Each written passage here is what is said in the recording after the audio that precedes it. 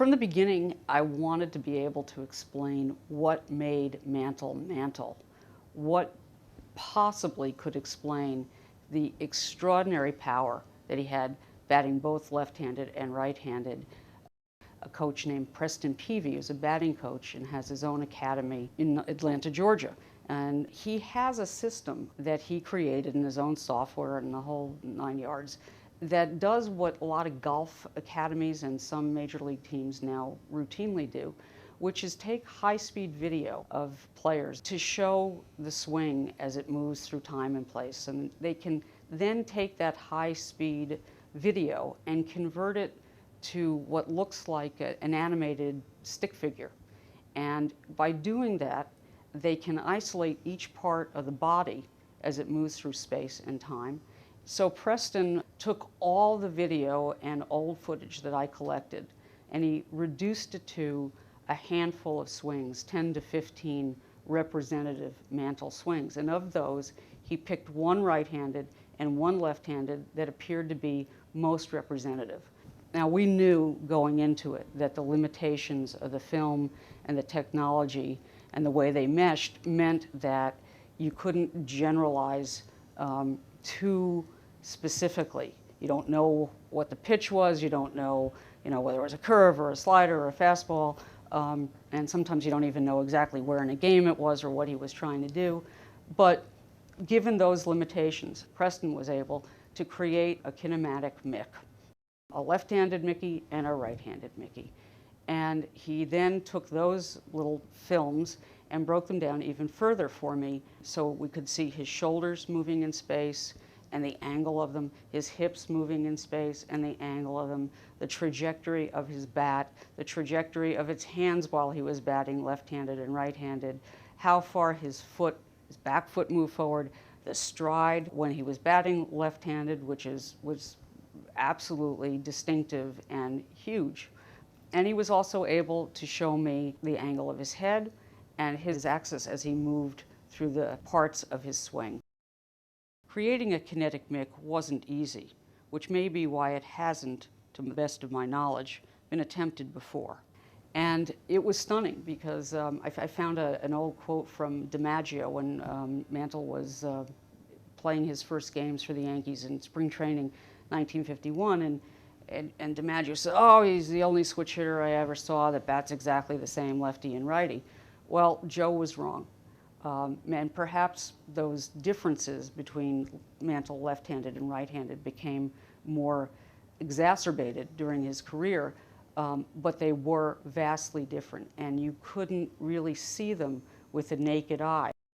He was a natural right-handed hitter, and he was a much more upright hitter. When you look at the kinematics, what you see in the one that shows his axis is that he's only 10 degrees off vertical at the start of this, and as he moves through space, he becomes even more vertical until you can see, if you stop it, that the line representing his axis lines up almost exactly with the back of his head. So he was very upright, his head was very still, his center of gravity was very level, and it was a thing of incredible beauty. A lot of the people I spoke to said that even though he hit more home runs left-handed, and his classic left-handed uppercut swing is the thing that so many people remember about him, he actually hit the ball more often and harder right-handed. Left-handed, he assumed a much, much more canted posture at the beginning of his swing.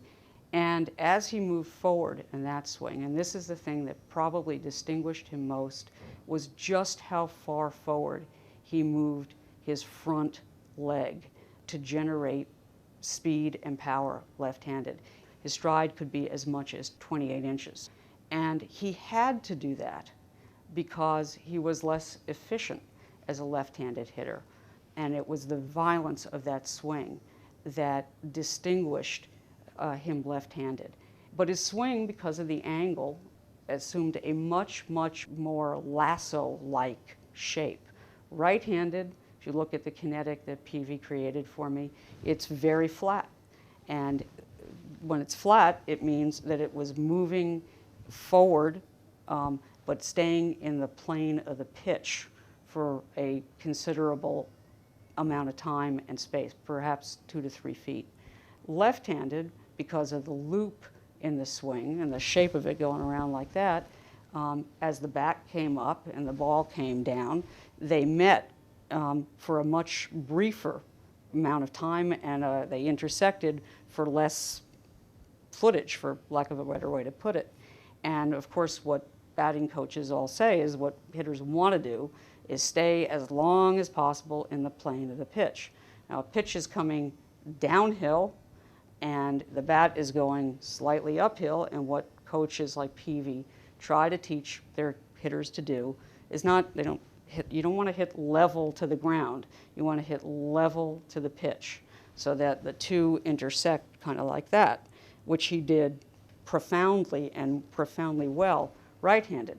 Left-handed, the pitch is coming into him from a right-handed pitcher, coming down at more of an angle because they like to throw curves down and in to guys like Mantle. And his bat is going up at a more precipitous angle, so there's less opportunity for them to intersect. Now, when they did, they went a long way. One of the things that Peavy was able to isolate for me, we found some footage of Mantle actually during the brief period in the summer of 1951 when he was sent down to the Kansas City Blues. And we found a little film clip with Mantle wearing number 35.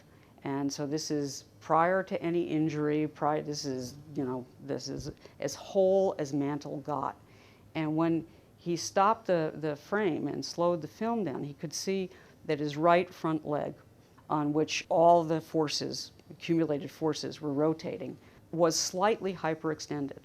Now, that's not uncommon, but when Mantle batted left-handed and placed all that accumulated force on his locked right front leg, he was placing it on a damaged, somewhat unstable, and degenerating joint. And so with that vicious swing and the repetition of it and batting 2/3 of the time for 18 years on that leg, the torque and the forces on the joint were enormous. Partly they were exacerbated by his particular style, which was at his right front toe. He was toe in, physical therapists call it. And as he came through after the bat met the ball, if it did, he rolled his right ankle outward onto the side of the shoe, which you had to do because if you kept it firm in the dirt and planted in the dirt, his knee would have been totally ripped apart. So he goes from toe in to out on his ankle, which means that all that force and speed and power is being brought to bear on an unstable right front leg and on a ligament that had been torn. And I think that the kinetics help understand who he was, how he did what he did, and what happened to him, that prodigious what if about Mantle. You know, what if he'd been whole? What if he'd had 2 legs to play on? You can really, really see it here.